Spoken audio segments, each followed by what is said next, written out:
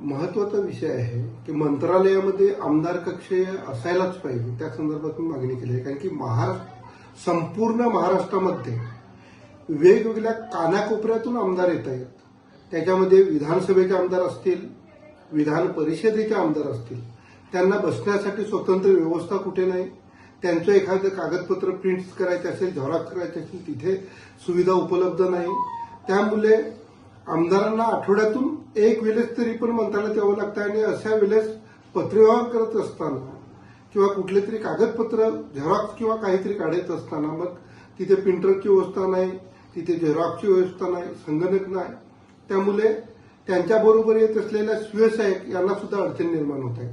म्हणून मी माननीय मुख्यमंत्री महोदयांकडे अशी एक मागणी केलेली आहे की स्वतंत्र आमदार कक्ष असणं गरजेचं आहे. तिथे प्रिंटर, संगणक आणि झेरॉक्स मशीन असेल तर तिथे आणि 1-2 कर्मचारी तिथे असले पाहिजेत, जेणेकरून आमदारांना आणि स्वयंसहाय्यक बरोबर असतील त्यांना तिथे तात्काळ पत्र तयार करून संबंधित मंत्री किंवा अधिकारी असतील त्यांना देण्यासाठी योग्य सुविधा उपलब्ध होईल. या संदर्भात मी आमदार कक्षाची मागणी केलेली आहे.